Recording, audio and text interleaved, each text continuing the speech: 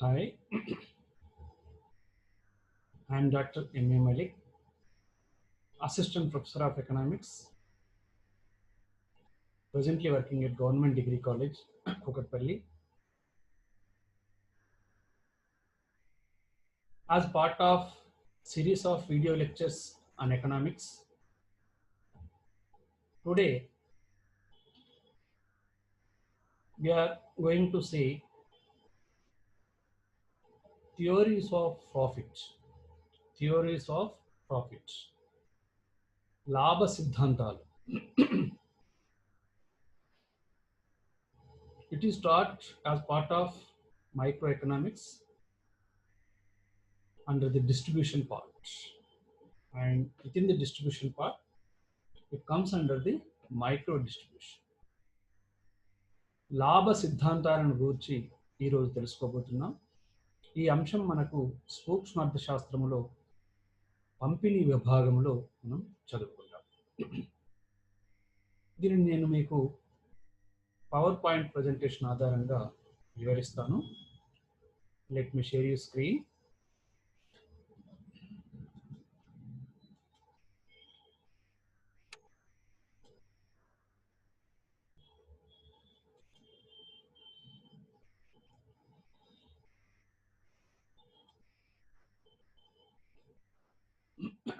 Theories of profits we are going to discuss today. లాభ సిద్ధాంతాలను గురించి మనం ఈరోజు చర్చించుకోబోతున్నాం. ముందుగా first let us see what is mean by profit. What is the meaning of profit?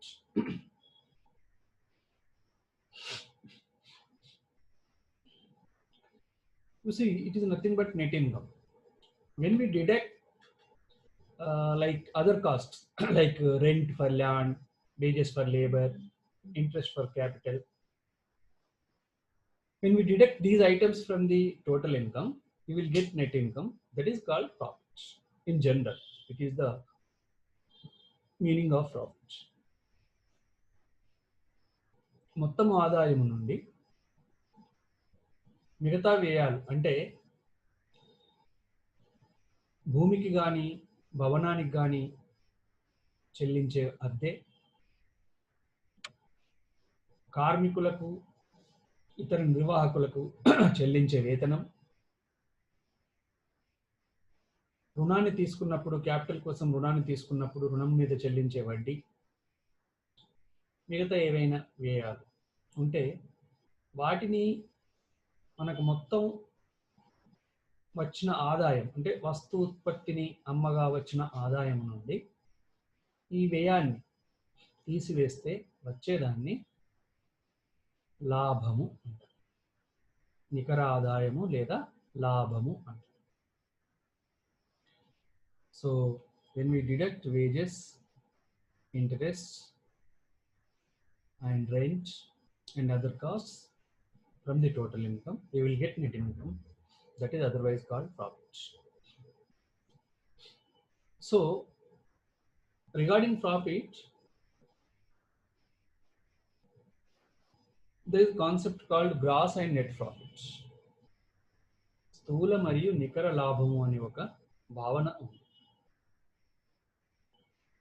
స్థూల లాభము నికర లాభము అంటే ఏమిటంటే net profit is nothing but part of gross profit. That means gross profit include some other items besides net profit.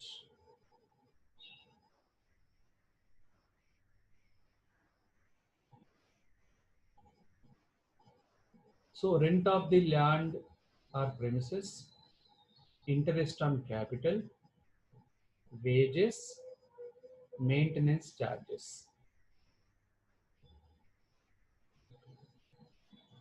Rent of the land or premises in the sense here, previously we told if we deduct these rent, interest, wage and other charges from the gross income, we will get net income, that is net profit. Here that is called profits. Here, to get net profits, what you have to deduct is rent of your own land also. You have to estimate the rent for your own land or your own premises if it is utilized in the process of production. And then if you utilize your money in the process of production, you have to deduct the interest for that. And if you utilize the services of your family members, then you have to deduct the wages for them and other maintenance charges.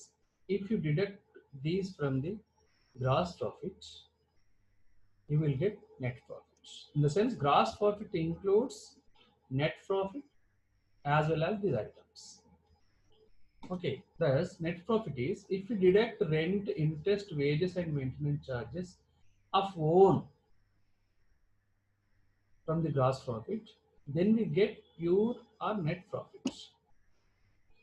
Here, rent of the land of own, ఉత్పత్తి ప్రక్రియలో తన సొంత భూమిని వాడినట్లయితే, అంటే అది వేరే వాళ్ళకి ఇస్తే రెంట్ ఇచ్చేవాళ్ళు కదా, అందుకని దానికి రెంట్ను తీసేయాలి. ఇంటరెస్ట్,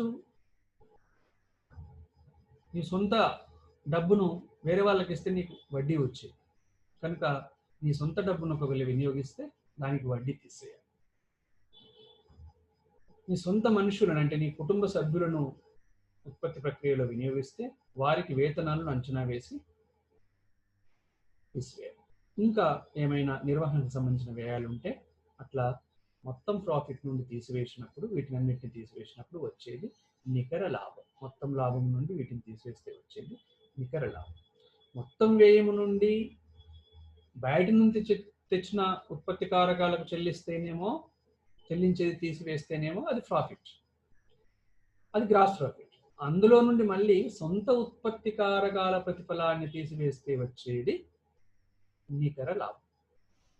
సొంతంగా భూమిని, సొంతంగా నీ సొంతమైన భూమిని కానీ, నీ సొంత మనుషులను కానీ, కుటుంబ సభ్యులను కానీ, లేదా నీ సొంత డబ్బును కానీ వినియోగించినట్లయితే వాటికి కూడా ప్రతిఫలాన్ని లెక్కగట్టి ప్రాఫిట్ నుండి తీసివేస్తే వచ్చేదే నికర లాభం.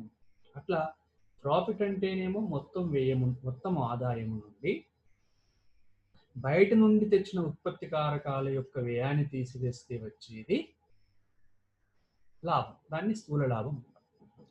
స్థూల లాభము నుండి సొంత ఉత్పత్తి కారకాలను వినియోగిస్తే వాటికి ప్రతిఫలాన్ని అంచనా వేసి తీసివేస్తే, దాన్ని మొత్తం లాభం నుండి తీసివేస్తే వచ్చేది నికర లాభం. Okay, now how this profit is determined or why this profit is taken. Actually, what is the profit? Regarding all these questions, there are some theories which explain the profit as a theory. The prominent theories are rent theory of profit, dynamic theory of profit, reward for risk bearing, reward for uncertainty bearing, and innovation theory. లాభము ఎలా వస్తుంది, లాభము ఎందుకు తీసుకుంటారు, అసలు లాభము అంటే ఏమిటి, వీటికి సంబంధించి కొన్ని సిద్ధాంతాలు ఉన్నాయి. వాటినే లాభ సిద్ధాంతాలు అంటాము. ఈ లాభ సిద్ధాంతాలలో ప్రముఖమైన కొన్ని సిద్ధాంతాలే ఇక్కడ చూపించబడుతున్న సిద్ధాంతాలు. ఒకటి రెంట్ థియరీ ఆఫ్ ప్రాఫిట్, అంటే లాభభాటక సిద్ధాంతము అంటే. రెండవది డైనమిక్ థియరీ ఆఫ్ ప్రాఫిట్, చలన లాభ సిద్ధాంతము అంట. మూడవది రివార్డ్ ఫర్ రిస్క్ బేరింగ్, నష్టభయ లాభ సిద్ధాంతము అంట. నాలుగవది అన్సర్టెనిటీ థియరీ, అనిశ్చితత్వ లాభ సిద్ధాంతము అంట. ఐదవది ఇన్నోవేషన్స్ థియరీ ఆఫ్ ప్రాఫిట్స్, నవకల్పన లాభ సిద్ధాంతము. ఇవి లాభ సిద్ధాంతాలలో గల ప్రముఖ సిద్ధాంతాలు. వీటిని ఒక్కొక్కటిగా మనం చూద్దాం. రెంట్ థియరీ ఆఫ్ ప్రాఫిట్స్, లాభభాటక సిద్ధాంతము అంటారు. దీనిని ఈ సిద్ధాంతాన్ని American economist FA walker explain. This theory is explained by American economist F.A. Walker. He says Walker regards profit as rent of ability. Profit is nothing but reward for ability. He regards profit as regards for ability, as a rent. In Ricardian theory, higher grade land earns more rent. Like that, higher efficient entrepreneur earns more rent, more profits. This Walker says like this. Profit is the reward for differential ability of the entrepreneur over the marginal entrepreneur or the no profit entrepreneur. Ricardo చెప్పిన బాటక సిద్ధాంతం ప్రకారం భూములలోని తేడాల వల్ల బాటకం వస్తుంది. ఎక్కువ సారవంతమైన భూమి తక్కువ సారవంతమైన భూముల కంటే ఎక్కువ ఆర్జిస్తుంది. ఆ రెండింటి మధ్య గల తేడానే బాటకం. ఇక్కడ కూడా సామర్థ్యం ఎక్కువగా గల వ్యవస్థాపకుడు సామర్థ్యం తక్కువగా గల వ్యవస్థాపకుని కంటే ఎక్కువగా ఆర్జిస్తాడు. ఆ ఎక్కువ మొత్తమే లాభము అంటాడు ఎవరు? FA walker. అంటే రెంట్ థియరీ ఎలాగైతే చెప్పాడో ఆ రెంట్ థియరీని ఇక్కడ ప్రాఫిట్ కు అప్లై చేశాడు FA walker. Say, just as there are different grades of land, there are different grades of entrepreneurs. The least efficient entrepreneur just recovers his cost of production. Above him are entrepreneurs of superior ability. Inefficient entrepreneur just try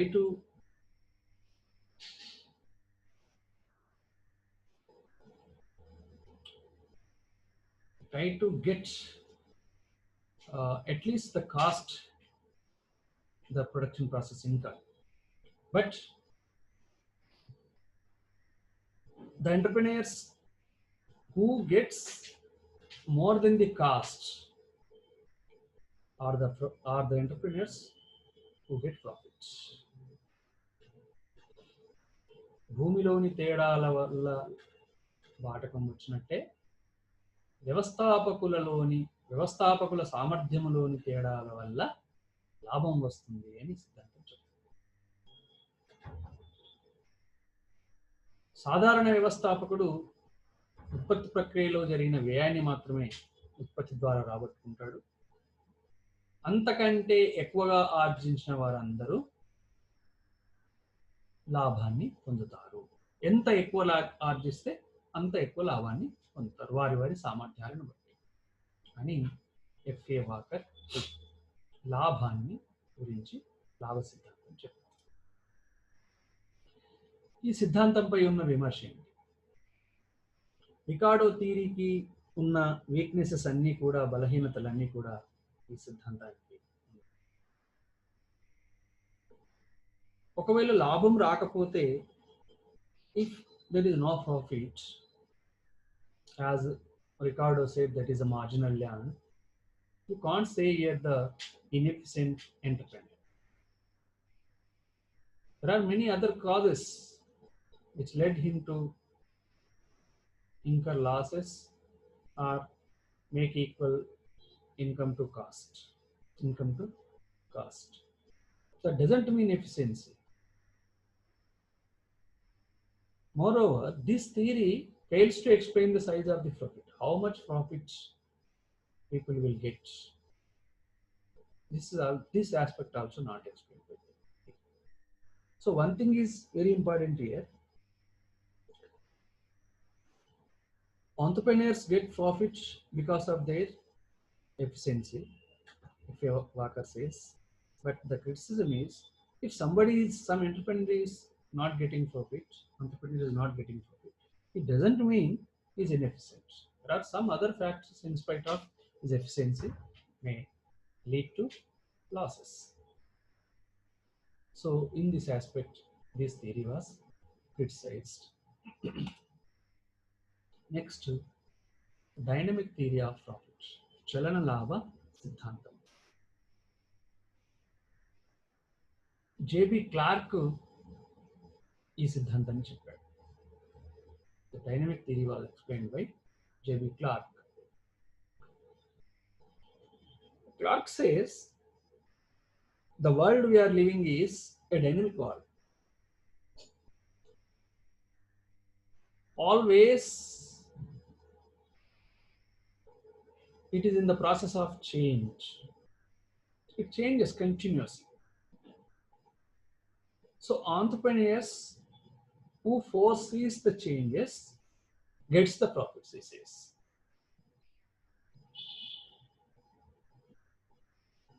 మనం నివసిస్తున్న ప్రపంచం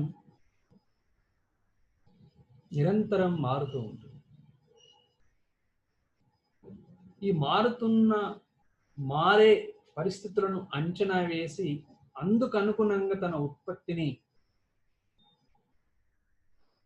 చేసేవారు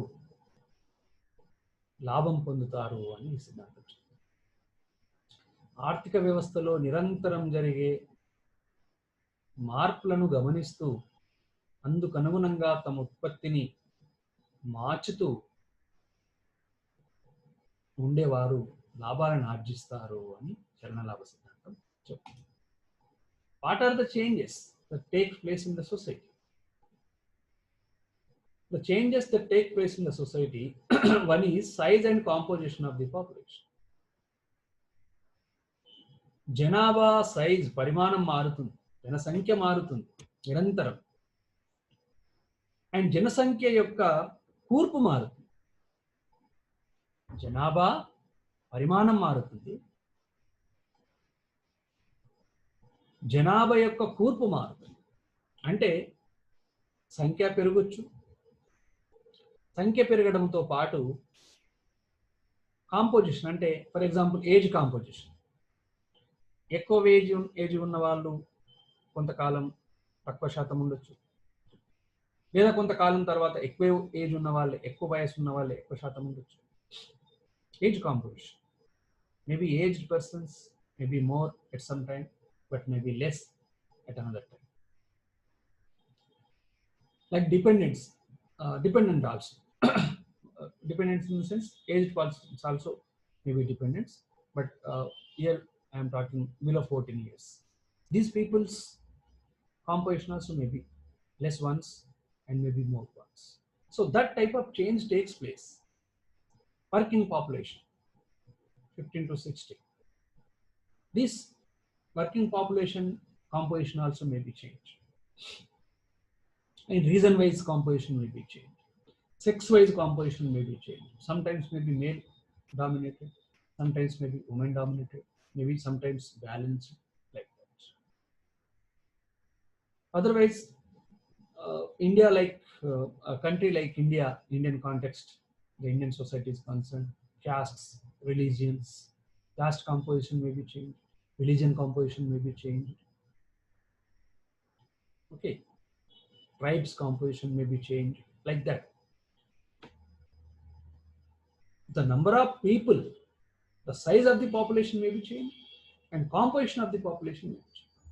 When size of the population changes, when composition of the population changes, there will be definitely change in the demand for the commodity. So if the entrepreneur foresees this and produces accordance with that projection, you will get profits. This theory says. Not only size and composition, the number and variety of human tastes and desires. ఎప్పుడైతే జనాభాలో కూర్పు మారుతుందో, కోరికల పరిమాణం మారవచ్చు, కోరికల యొక్క రకాలలో తేడా రావచ్చు. వాటిని గమనిస్తుంది. If the entrepreneur observes this, What are the changes taking place in the tastes and desires?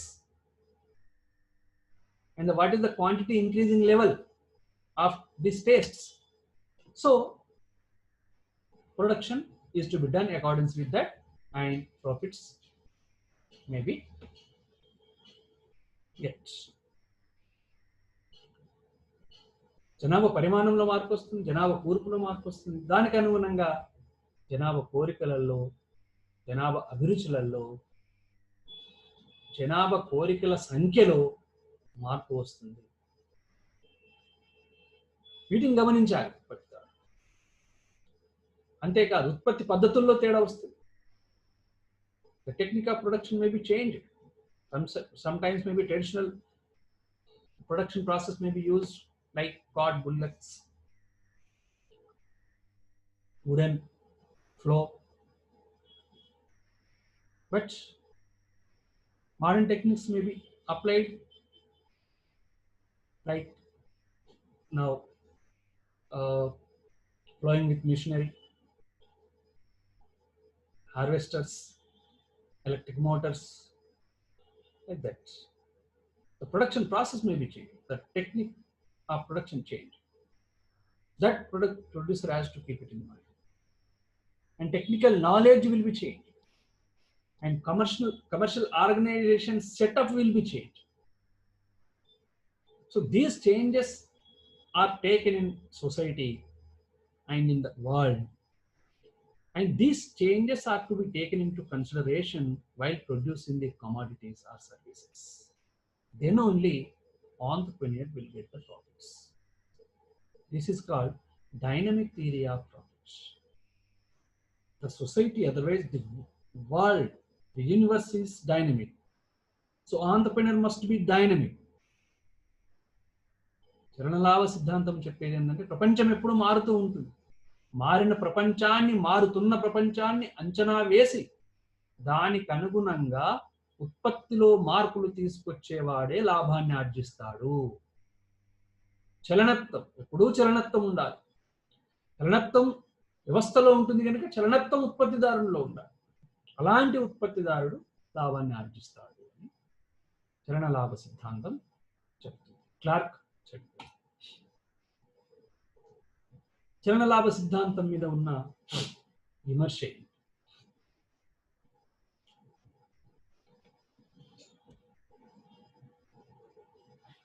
Night అనే ఆర్థికవేత్త, Knight criticizes the theory as those changes which cannot be foreseen and which cannot be provided for in advance will lead profits and not others. Knight says changes that are foreseen may not yield the profits. The changes which are not foreseen only yield the profits. Knight says. But dynamic theory says changes are foreseen by the entrepreneurs, so they make changes in production and gets profits. But Knight says no, nothing like that.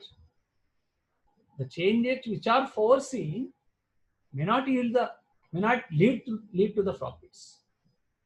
But changes which are not foreseen only yield the profits. In that aspect, this theory lost its relevance. ఆర్థిక వ్యవస్థలో వచ్చే మార్పులను ఊహించగలిగే మార్పులు ఎలాంటి లాభాలను తీసుకురావు అంటాడు. అందరూ ఊహిస్తారు, నువ్వు ఊహిస్తావు. దానివల్ల ఊహించని పరిణామాలను తట్టుకున్నప్పుడే, ఆ ఊహించని పరిణామాలు వచ్చినప్పుడే లాభాలు వచ్చే అవకాశం ఉంటుంది. అటువంటి మార్పులే లాభాన్ని తెస్తాయి, కానీ ఊహించిన మార్పులు లాభాన్ని తేవు. ఇంకా ఈ థియరీ ఏం చెప్తుంది? పరిస్థితులు మారుతాయి, మారుతున్న పరిస్థితులను అంచనా వేయాలి, అందుకు అనుగుణంగా ప్రొడక్షన్ మార్చాలి, అట్లా లాభాలు సంపాదించాలి. అది కుదరదు, అలా రావు profits. Knight criticises. Okay, then another theory, reward for risk bearing. దీనిని తెలుగులో నష్టభయ లాభ సిద్ధాంతము. నష్టభయ లాభ సిద్ధాంతం. This theory is explained by F.B. Hawley. Risk which makes to a state to take a plunge in business, hence profits are regarded as reward for risk taking or risk bearing. Generally, people hesitate to invest because of the risk. They may fear they may get profit, they may not get profit. So the investment may be lost. But some people ready to bear this risk and come to invest, and they invest, then get the profits. So Hawley says profit is nothing but reward for the risk bearing or risk taking. నష్ట భయాన్ని భరించినందుకే లాభాన్ని ఆర్జిస్తాడు ఉత్పత్తిదారుడు. నష్ట భయాన్ని భరించినందుకే లాభాన్ని ఆర్జిస్తాడు ఉత్పత్తిదారుడు. నష్ట భయాన్ని భరించిన ఎందుకు పెట్టుబడి పెట్టినప్పుడు నష్టం వస్తుందేమో అని భయపడితే పెట్టుబడి పెట్టలేదు. నష్టం వచ్చినా సరే అనుకోని పెట్టుబడి పెట్టిన వాడే లాభాన్ని ఆర్జిస్తాడు. అట్లా నష్ట భయాన్ని భరించడానికి భరించినందుకు ఉత్పత్తిదారుడు అనుభవించేదే లాభము అంటాడు holy. Okay, criticism of risk theory by Carver. Carver says profits arise not because risks are born, but because the superior entrepreneurs are able to reduce them. Still, it cannot be denied that great deals of pure profits are rewarded for risk. Of course, what we have to understand is, Carver says, when you avoid the risk, then only you will get the profits. Otherwise, by reducing the risk, you will get the profits. Bearing of risk will not lead to the profits. It's a terminology problem. He says risk bearing will not lead to the profits. Reducing the risk will lead to the profits. నష్ట భయాన్ని భరించడము, నష్టాన్ని భరించడము లాభం ఎట్లవుతుంది? నష్ట భయాన్ని తగ్గించుకున్నప్పుడు కదా నువ్వు లాభం వైపు వెళ్ళేది అంటాడు. నష్టాన్ని తగ్గించాలి, నష్ట భయాన్ని నువ్వు తగ్గించుకోవాలి. అట్లా నష్ట భయాన్ని తగ్గించుకున్నప్పుడు నీవు పెట్టుబడి పెడతావు, అట్లా లాభాన్ని ఆర్జిస్తావు. Of course, there is a point in risk bearing. The person who is ready to bear the risk only invests and get the profits. So this is a counter explanation to the Carver. This is regarding risk.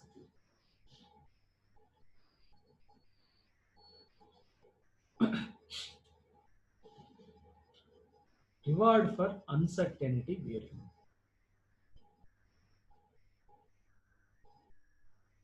Professor Knight says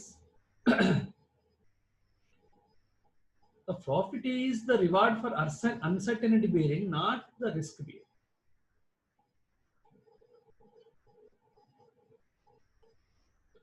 And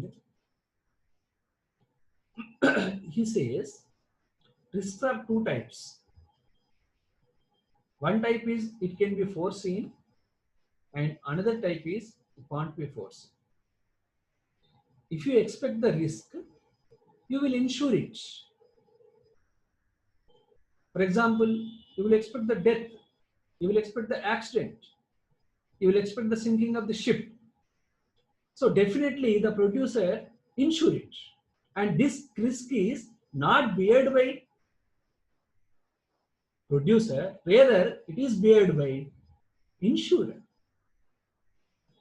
నష్టభయం అనేది రెండు రకాలు అంటాడు ఎవరు? Night. ఒకటి అంచనా వేయగలిగేది, రెండవది అంచనా వేయలేదు. అంచనా వేసే నష్టభయానికి బీమా చేస్తారు, బీమా కంపెనీలు ఆ నష్టభయాన్ని భరిస్తాయి, ప్రొడ్యూసర్ కాదు. కనుక అంచనా వేయలేని నష్టభయాన్నే ఉత్పత్తిదారుడు భరిస్తాడు. అలా దాన్ని అన్సర్టెనిటీ అంటాడు. Right. For bearing that uncertainty the producer gets profits in sales.